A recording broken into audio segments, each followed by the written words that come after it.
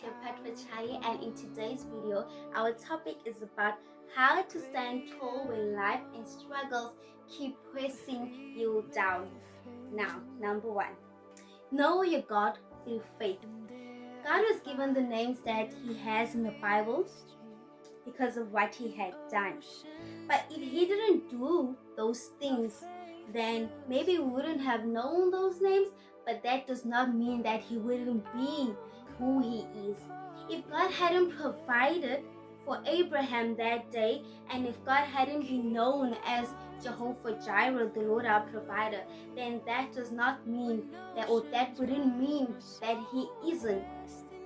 You see, when Abraham called God Jehovah Jireh, it was not a moment that God was birthing out a new character or a new personality, but it was a moment of realization and knowledge for Abraham. It was a moment that God revealed who He is, or who He already is, through Abraham's faith.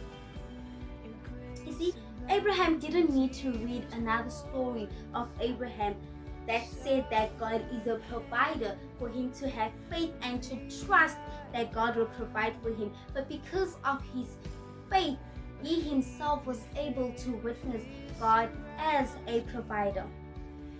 Now, what makes you think that you won't be the next Abraham, or that your situation does not match any other situations in the Bible, or that your struggle does not, it's way too complicated and does not really fit what was happening in the old times, or because it's the new times, things are different, so God won't be able to reveal Himself in your situation? Abraham would not have witnessed God as a provider had he not undergone that situation. You see, guys, stand up and have faith that God will reveal Himself through your situation. He will reveal who He already is through your struggle. Abraham was known as the man of faith. But now, what is faith? Faith is a substance of things hoped for, the evidence of things not seen. Abraham had not experienced God in his life as God being the provider that He helped him in this big situation before he actually had faith to take his son to that Mount of Moriah. No, but because he hoped for things, he hoped for something that was not there. He hoped that something that was not there would be there. But something that was not there is something that is already there, guys. So what I'm trying to say is that God being a provider, it's not something that Abraham hoped that God would suddenly become, but it's something that Abraham hoped that God will reveal to him. You see, because God is a provider, God was a provider before He revealed Himself, and God will forever be the provider.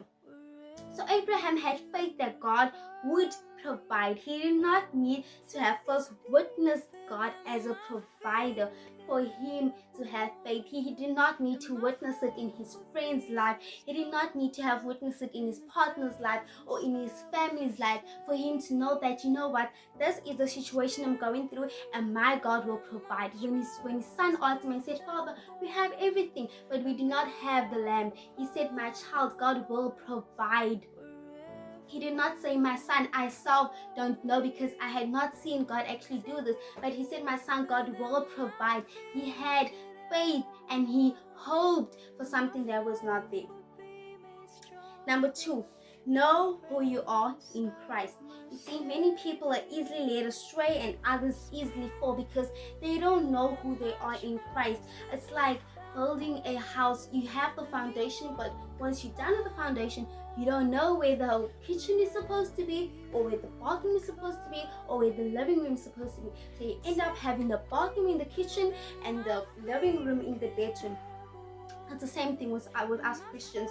You have Christ, you have a foundation of Christ, but you don't know where you are positioned in Christ. You don't know what it means to be in Christ. You just know the identity. But guys, what does it mean? So who are we?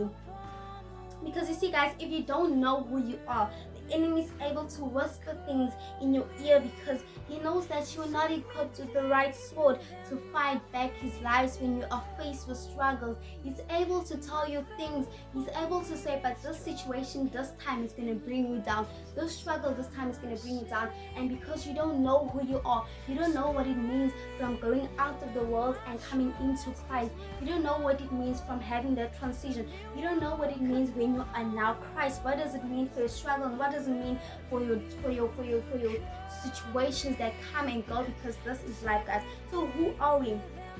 2 Corinthians 4 verse 8 to 12 says, we are pressed on every side by troubles, but we are not crushed. We are perplexed, but not driven to despair. We are hunted down, but never abandoned by God. We get knocked down, but we are not destroyed. Through suffering, our bodies continue to share in the death of Jesus, so that the life of Jesus may also be seen in our bodies. That's who we are, guys. We are struck down, but we are not destroyed. We are perplexed, but not driven to despair. It does not say we can be, or we might be, or well, depending on the situation, it's possible to be. No, it says that's who we are. Number 3, continue ministering even on your knees. 2 Corinthians 4 verse 11 to 13 says, yes, we live under constant danger of death because we serve Jesus, so that the life of Jesus will be evident in our dying bodies. So we live in the face of death, but this has resulted in eternal life for you. But we continue to preach because we have the same kind of faith the psalmist had when he said, I believed in God, so I spoke. Chapter 6 verse 8 to 10 says, we serve God whether people honor us or despise us. Whether people honor us or despise us, whether they slander us or praise us. We are honest, but they call us impostors. We are ignored even though we are well known. We live close to death, but we are still alive. We have been beaten, but we have not been killed. Our hearts ache, but we always have joy. We are poor, but we have spirit. We give spiritual riches to others. We own nothing, and yet we have everything. So man, even when life have its foot on your throat, use that lost energy to proclaim his word, because that right there is faith. So guys, let us quickly revise. So how to stand tall when life keeps pressing you down. Number 1, know your God by faith. Know that you serve your God, your provider, your protector, your redeemer, your deliverer. Number 2, know who you are in Christ. Know that you may be struck down, but you will never be destroyed. You may be hunted down, but you'll never be abandoned by God. You may be perplexed, but you'll never be despaired. Number 3, continue ministering even on your knees, because that's where your strength, that's where your faith is strengthened. And that, beloved, will be all for today's video. Don't forget to like if you feel that you have learned something. Comment if you feel that you have something to share or you want to share your thoughts, and subscribe and click the notification bell if you do not want to miss out on my next videos.